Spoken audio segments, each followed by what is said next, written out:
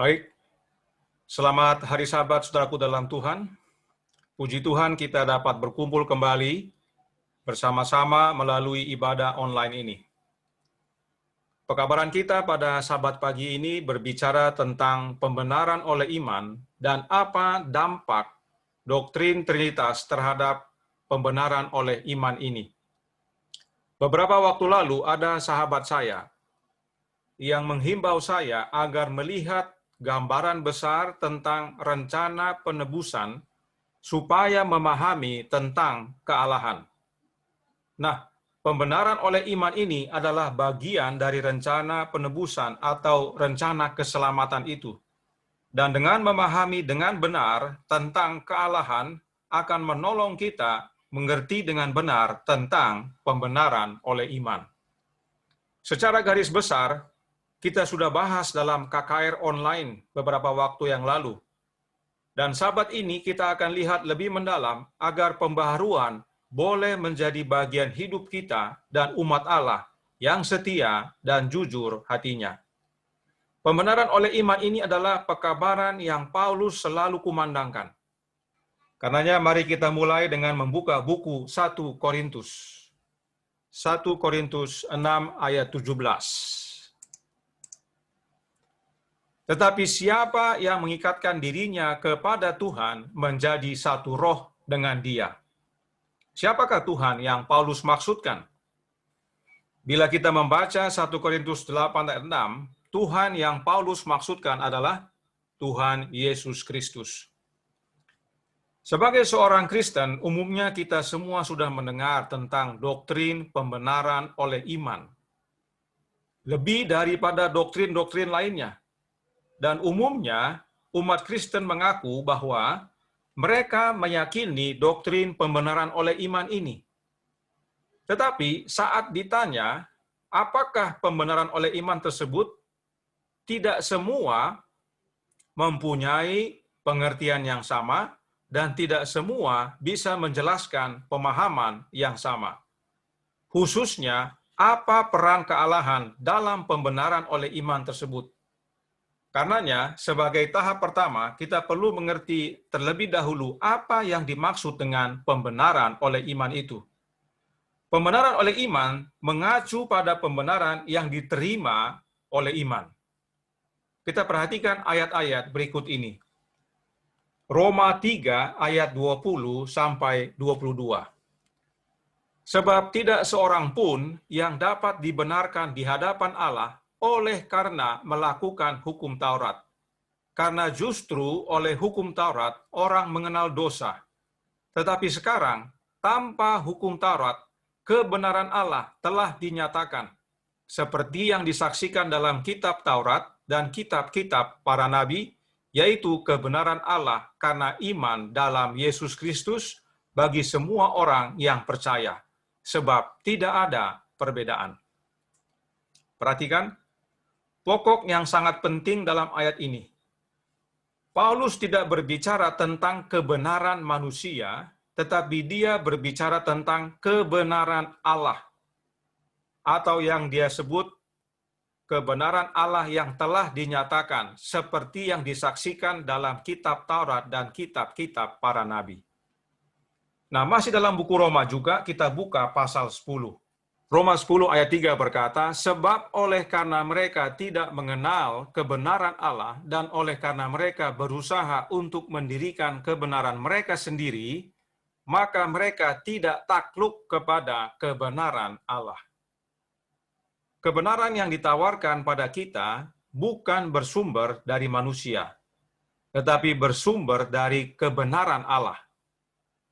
Martin Luther menyebutnya justitia alienum, yang berarti suatu kebenaran asing, suatu kebenaran yang bersumber dari oknum lain.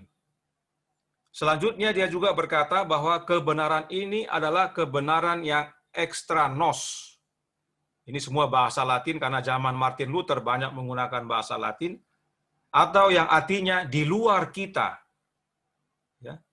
Jadi kebenaran ini bersumber dari oknum lain yang di luar kita, yaitu yang berasal dari kebenaran Kristus.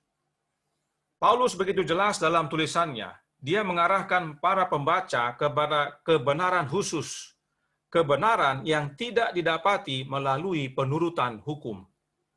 Allah telah mewujudkan kebenarannya terpisah dari semua prinsip hukum Taurat dan ide-ide penurutan hukum yang digunakan sebagai cara untuk mencapai kebenaran oleh manusia. Dalam hal ini, Allah memisahkan kebenarannya dari sistem hukum yang digunakan oleh bangsa Yahudi sebagai basis pembenaran mereka. Kebenaran Allah hanya tersedia melalui iman Yesus Kristus. Bagi semua orang yang percaya, iman adalah satu-satunya syarat yang dituntut untuk menerima kebenaran Allah tersebut. Inilah dasar daripada pembenaran oleh iman itu. Yang menjadi kabar baik bagi kita, yaitu kita dapat menerima kebenaran Allah, tetapi hanya melalui iman saja. Dan tentu saja kita diselamatkan oleh iman. Tetapi iman yang menyelamatkan itu tidak pernah sendirian, karena selalu ditemani oleh perubahan. Keselamatan tidak dicapai melalui iman dan pekerjaan kita, tetapi melalui iman yang bekerja.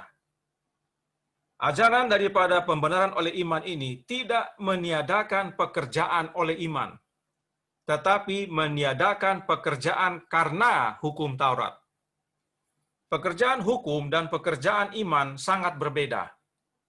Yang pertama adalah sumber kebenaran manusia, yang kedua adalah buah dari kebenaran Allah.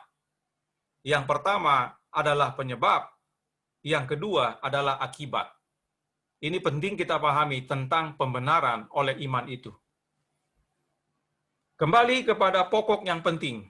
Pembenaran oleh iman adalah istilah yang mengacu kepada pembenaran yang kita terima hanya oleh iman di dalam Yesus dan menerimanya, yaitu menerima Yesus sebagai Tuhan dan Juru Selamat kita.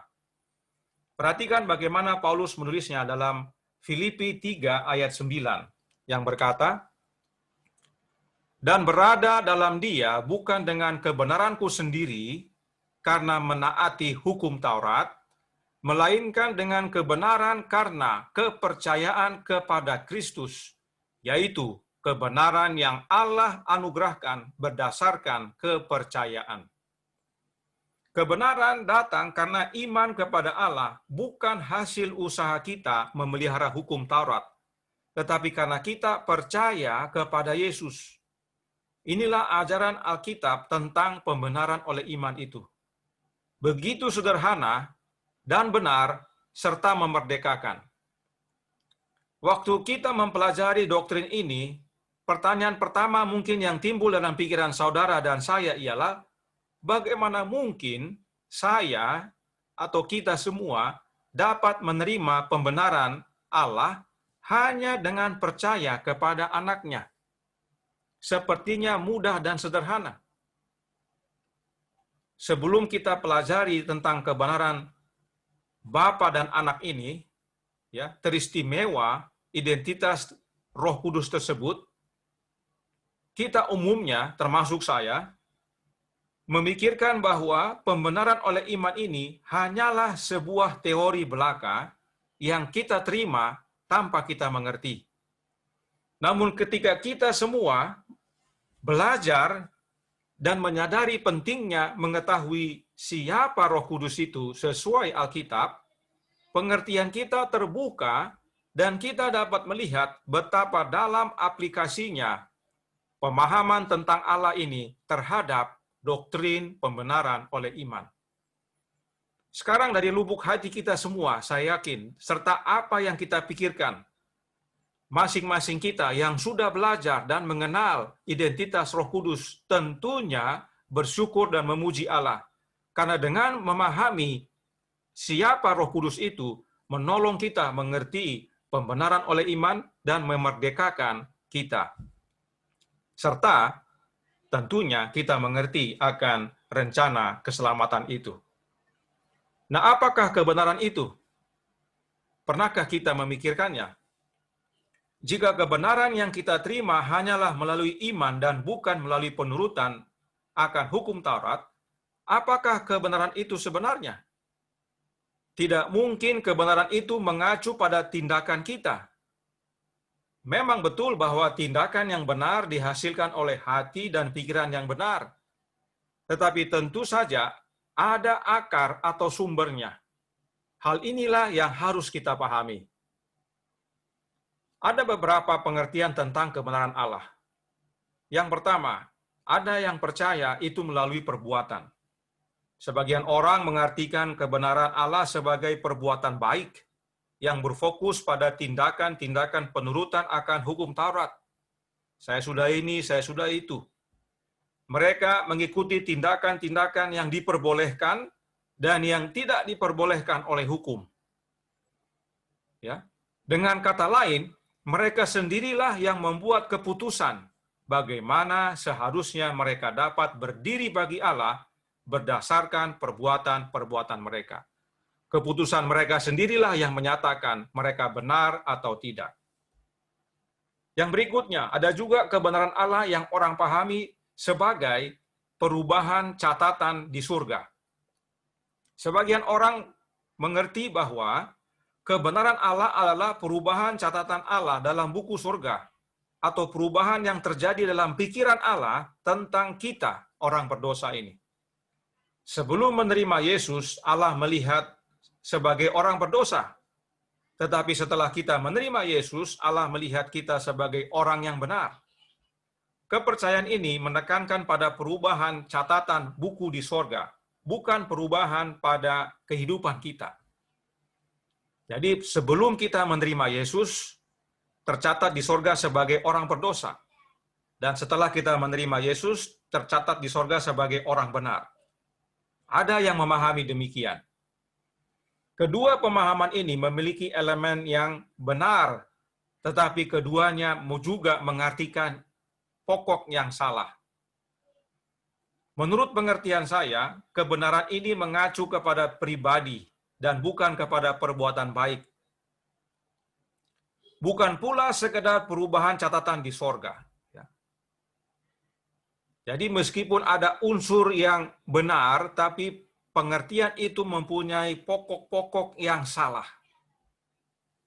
Kebenaran Allah telah ditawarkan pada kita melalui iman yang terdapat dalam diri seseorang atau oknum. Ya.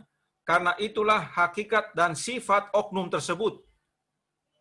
Memang betul bahwa hati yang baik menghasilkan perbuatan baik, tetapi perbuatan baik kita sama sekali tidak Saya ulangi, memang benar bahwa perbuatan baik kita itu adalah hasil daripada apa yang dalam hati kita, tetapi perbuatan baik kita sama sekali bukan dasar kebenaran.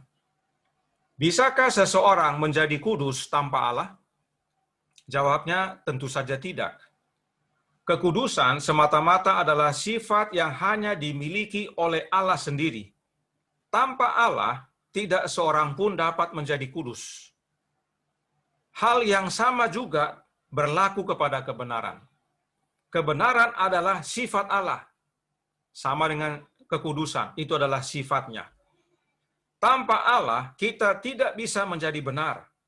Kekudusan dan kebenaran adalah sifat-sifat yang hanya terdapat dalam diri Allah. Karena inilah hakikat dan kodratnya. Sehubungan dengan umat manusia, satu-satunya jalan agar kita bisa mengambil bagian dalam kodrat Allah atau sifat Allah, kita perlu menerima anaknya, Yesus Kristus. Sebab, Yesuslah satu-satunya jalan kepada Bapa. Yohanes 14 ayat 6. Itulah sebabnya, maka kebenaran ini terletak dalam diri seorang oknum saja, bukan pada perbuatan-perbuatan kita. Kembali kepada poin. Apakah kebenaran itu? Berikut adalah ayat-ayat yang perlu kita renungkan.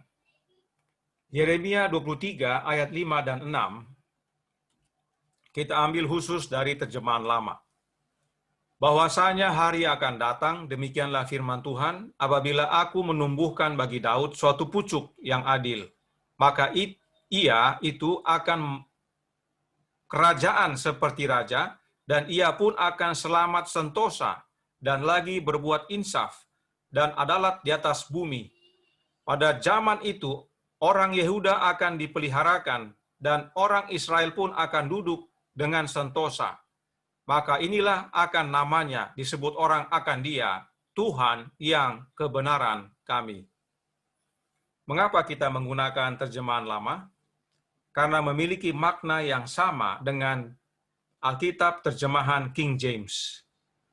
Alkitab terjemahan King James menyebutkan the Lord our righteousness, dan diterjemahkan dalam Alkitab Indonesia terjemahan lama, Tuhan yang kebenaran kami. Alkitab Indonesia terjemahan baru menerjemahkan Tuhan yang adalah keadilan kami, ya, keadilan kita. Jadi ada perbedaan. Yang sama adalah terjemahan lama. Nah, siapakah kebenaran dalam ayat ini? Kebenaran adalah Tuhan dalam huruf besar. Siapakah Dia? Kita sudah pelajari bahwa Dia adalah Allah Bapa. Kemudian dalam 1 Korintus 1 ayat 30, Paulus menuliskan, tetapi oleh Dia kamu berada dalam Kristus Yesus, yang oleh Allah telah menjadi hikmat bagi kita. Ia membenarkan dan menguduskan dan menebus kita. Ayat-ayat ini menyaksikan bahwa Allah Bapa lah kebenaran kita. Allah Bapa mengaruniakan kebenarannya di dalam anaknya. Yeremia menubuatkan bahwa Yesus sendiri ditumbuhkan sebagai kebenaran bagi kita. Namanya adalah tunas yang benar dan adil. Allah berkata, kebenaran mereka berasal daripadaku. Kita bisa baca dalam Yesaya 54 ayat 17, khususnya terjemahan lama. Perhatikan juga apa yang Paulus katakan dalam Roma 9 ayat 30 sampai 32. Jika demikian, apakah yang hendak kita katakan? Ini bahwa bangsa-bangsa lain yang tidak mengejar kebenaran telah beroleh kebenaran, yaitu kebenaran karena iman. Tetapi bangsa Israel, ya, sungguh pun mengejar hukum yang akan mendatangkan kebenaran, tidaklah sampai kepada hukum itu. Mengapa tidak? Karena Israel mengejarnya bukan karena iman, tetapi karena perbuatan. Mereka tersandung pada batu sandungan. Mengapa bangsa-bangsa lain mengejar kebenaran dan bangsa Israel tidak? Apakah poin yang Paulus tekankan? Bangsa-bangsa lain tidak percaya pada perbuatan mereka sendiri. Mereka percaya pada Allah dan telah menerima Yesus sebagai penebus mereka.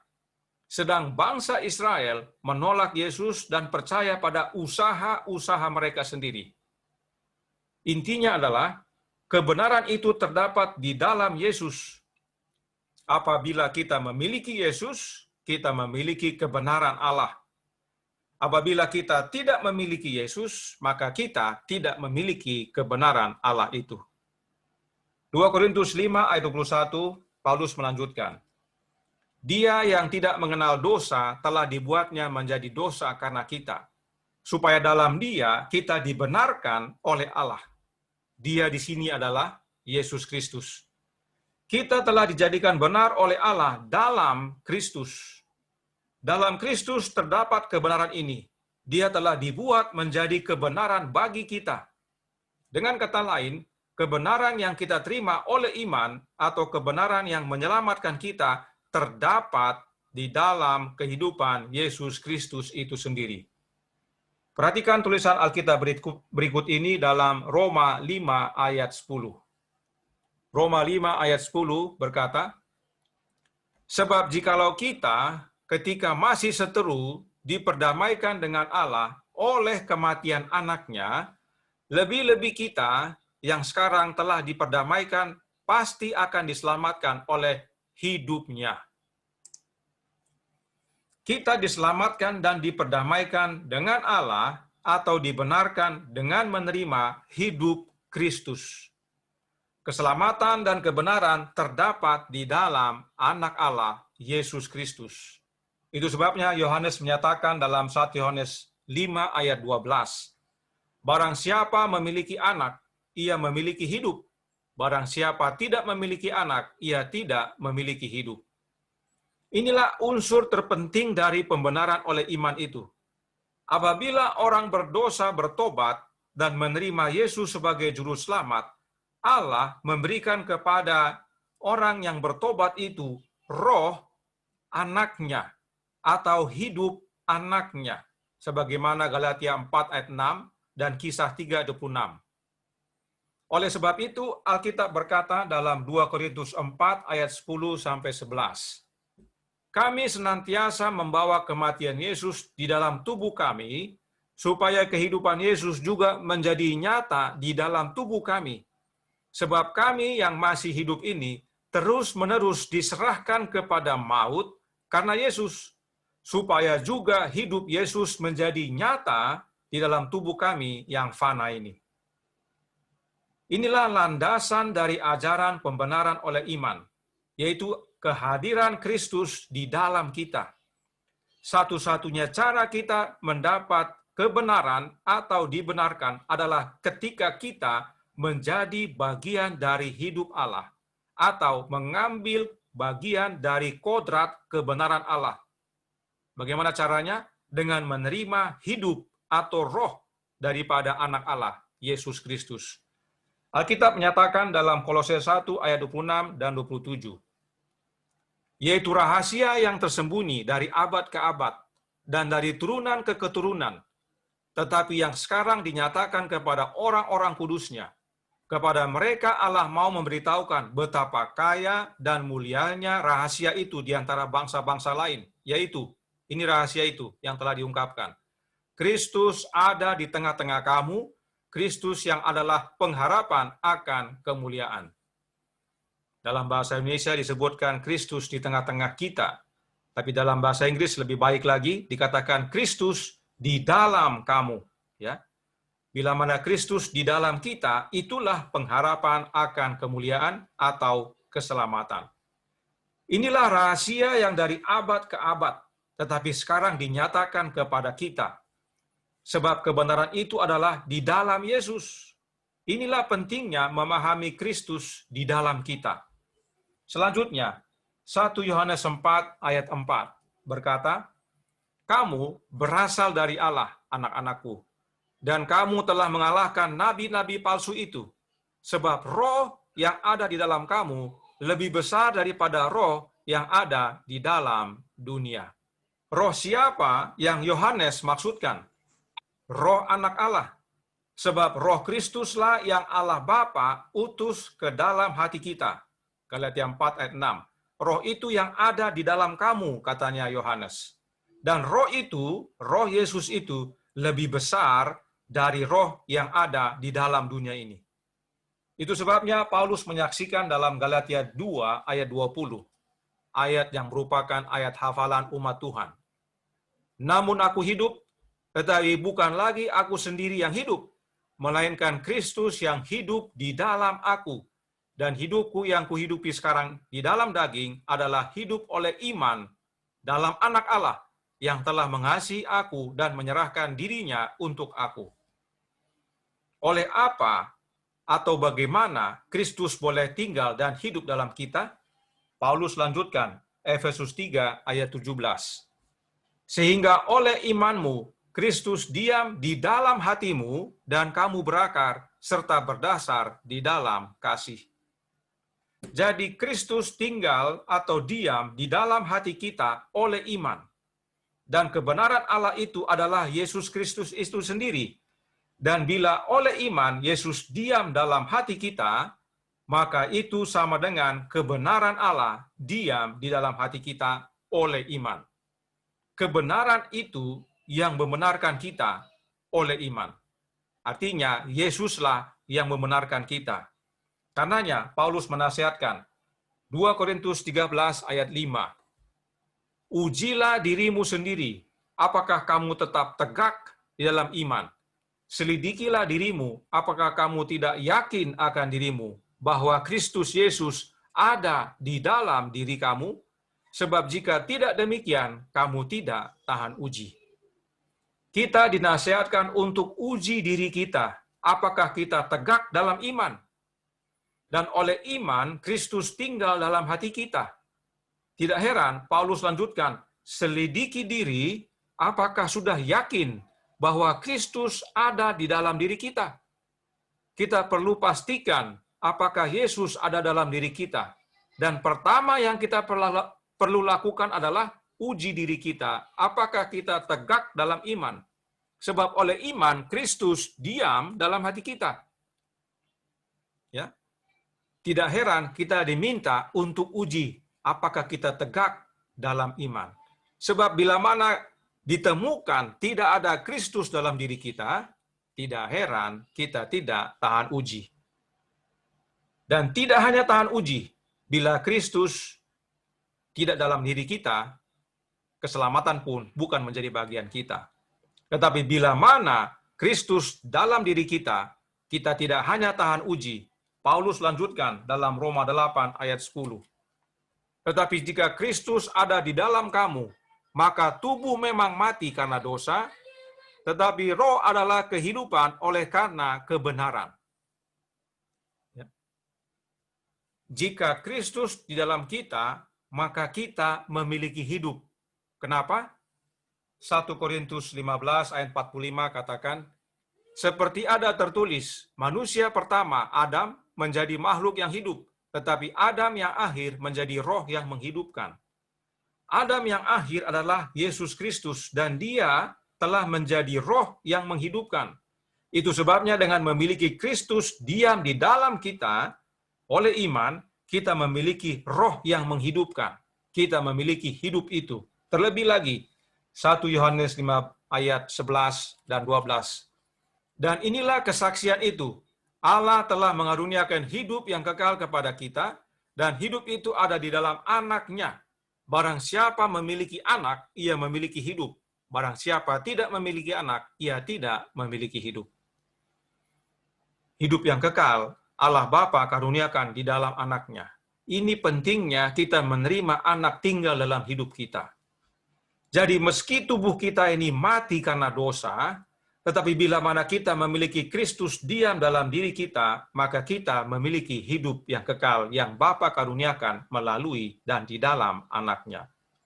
Maka, dengan kata lain, ketika seorang berdosa bertobat, ia menukar hidupnya dengan hidup Kristus. Lalu ia menerima sifat Allah, yaitu kebenaran dan kekudusan di dalam Yesus. Karenanya, kehidupan Kristuslah yang menjadi pusat ajaran pembenaran oleh iman. Arti pembenaran oleh iman adalah pertukaran hidup dan bukan perubahan hidup. Kita bukan memperbaiki hidup kita yang sudah rusak dan salah ini, tetapi mengganti hidup kita yang rusak dan salah ini dengan hidup Kristus yang benar dan kudus. Ini adalah pemahaman penting bagi setiap orang Kristen. Sebab masih banyak yang berusaha memperbaiki hidupnya. Ingat Paulus menuliskan, namun bukan aku lagi yang hidup, tetapi Kristus yang hidup di dalam aku. Bahkan dalam ayat yang lain Paulus bahkan menuliskan, Filipi 1 ayat 21, karena bagiku hidup adalah Kristus dan mati adalah keuntungan. Dengan kata lain, pembenaran oleh iman terdapat dalam diri seorang, yaitu seorang pribadi, yaitu Yesus Kristus. Bukan perbuatan yang benar yang kita lakukan yang membuat kita benar, tetapi dalam Yesus ada kebenaran dan menerima Dia dalam diri kita, maka itulah yang membenarkan kita. Menjadi benar sangat berhubungan erat dengan roh atau jiwa kita. Sebab ini adalah sesuatu yang berasal dari kedalaman jiwa yang menyatakan siapa kita sebenarnya. Ketika kita benar-benar menerima kebenaran Allah, yaitu Yesus, oleh iman, maka hidup kita digantikan oleh hidup Yesus. Hidup kita menjadi baru di dalam Dia. Inilah pertobatan itu. Karena bukan lagi saya yang hidup, saya sudah mati, tetapi Kristus yang hidup dalam diri saya. Saudaraku dalam Tuhan, arti pekabaran pembenaran oleh iman berlandaskan pada penerimaan kita akan hidup yang benar dari Kristus. yang berhubungan langsung dengan pengertian yang benar akan identitas dari Roh Kudus itu. Mengenal dengan benar siapa Roh Kudus itu, yaitu kehidupan Kristus yang kudus, akan menolong kita mengetahui bagaimana kita menjadi satu dengan Roh Yesus.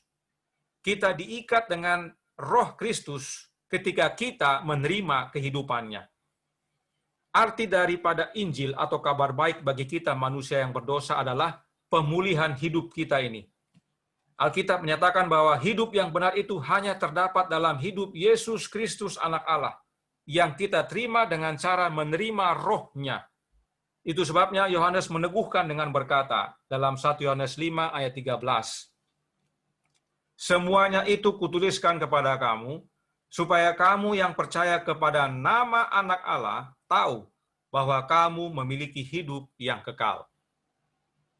Nah, apakah dampak doktrin Trinitas kepada pembenaran oleh iman ini? Melalui doktrin Trinitas, Kristus telah dipisahkan dari umatnya. Gantinya kita menerima hidup Yesus yang kudus, kita menerima oknum lain, makhluk lain yang kaum Trinitas sebut dengan Allah Roh Kudus. Allah Roh Kudus ini sesuai dengan ajaran doktrin Trinitas bukanlah Bapa dan bukanlah Yesus Kristus.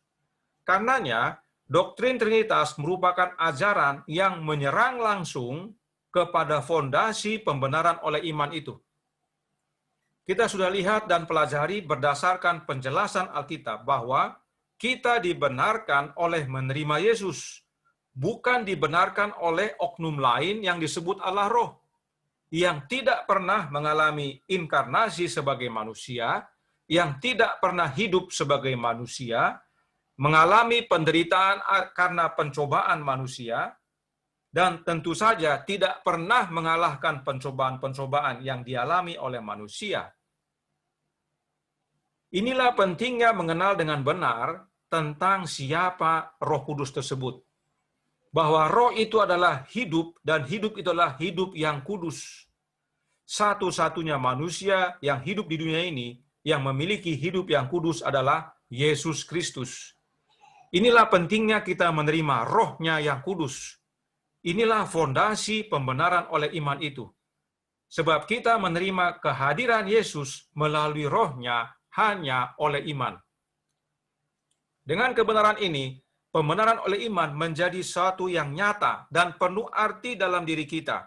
Kita mengerti lebih dalam lagi apa yang telah Yesus lakukan untuk kita. Sebab hidup Yesus gantikan hidup kita, bukan oknum yang lain. Itu sebabnya Paulus menyatakan dalam Kolose 2 ayat 10, "Dan kamu telah dipenuhi di dalam Dia. Dialah kepala semua pemerintah dan penguasa." Dia di sini adalah Yesus. Di dalam Yesus kita menjadi penuh. Penuh apa? Penuh dengan seluruh kepenuhan kealahan. Bukan sebagian, bukan setengah, tetapi seluruh. Bapa dalam anak dan anak dalam kita. Hidup kita digantikan oleh hidup yang kudus di dalam anak Allah. Sebab di dalam anak Allah berdiam seluruh kepenuhan kealahan. Kolose 2 ayat 9. Inilah pembenaran oleh iman itu. Kita menerima kebenaran Allah di dalam anaknya dan bukan dalam oknum lain. Karenanya doktrin Trinitas menghancurkan kebenaran doktrin pembenaran oleh iman dengan cara menggantikan Yesus dengan oknum lain yang mereka sebut Allah Roh Kudus. Adakah ini Alkitabiah? Sama sekali tidak. Itu sebabnya Petrus menasihatkan sebagai ayat kita yang terakhir. 2 Petrus 2 ayat 1, "Sebagaimana nabi-nabi palsu dahulu tampil di tengah-tengah umat Allah, demikian pula di antara kamu akan ada guru-guru palsu. Mereka akan memasukkan pengajaran-pengajaran sesat yang membinasakan. Bahkan, mereka akan menyangkal penguasa yang telah menebus mereka. Dan dengan jalan demikian, segera mendatangkan kebinasaan atas diri mereka." Pertanyaan, apakah ajaran yang tidak alkitabiah bisa disebut ajaran sesat? Sudah tentu.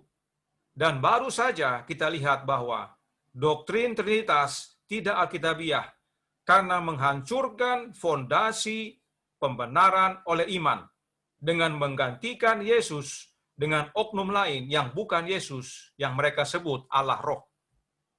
Nah, Petrus berkata, guru-guru palsu itu memasukkan ajaran sesat yang membinasakan, yaitu ajaran yang menyangkal penguasa yang telah menebus kita. Siapakah penguasa yang telah menebus kita? Yesus Kristus. Karenanya pertanyaan berikutnya, apakah dengan menggantikan Yesus Kristus dengan oknum lain yang bukan Yesus, yang disebut Allah Roh, sama dengan menyangkal Yesus? Sudah pasti. Pembenaran oleh iman, dasarnya adalah Yesus Kristus, dengan menerima rohnya oleh iman. Sekarang sama Trinitas diganti dengan oknum Allah Roh, yang bukan Yesus. Artinya tidak hanya tidak alkitabiah, tetapi juga menyangkal daripada Yesus itu sendiri. Dan perhatikan, dalam terjemahan King James yang sebelah kanan, ada sebuah kata yang tidak diterjemahkan ke dalam bahasa Indonesia, yaitu kata privili. Kata privili ini artinya secara rahasia, diam-diam. Guru-guru palsu itu memasukkan ajaran sesat dengan cara rahasia, diam-diam. Pertanyaan selanjutnya, apakah ajaran doktrin Trinitas sejak awal dikabarkan oleh guru-guru dalam gereja dengan terang benderang dan memerdekakan? Sama sekali tidak. Banyak umat yang bingung. Dan nanti setelah adanya pergerakan non-Trinitas, baru gereja sibuk berusaha menjelaskan kepada umatnya.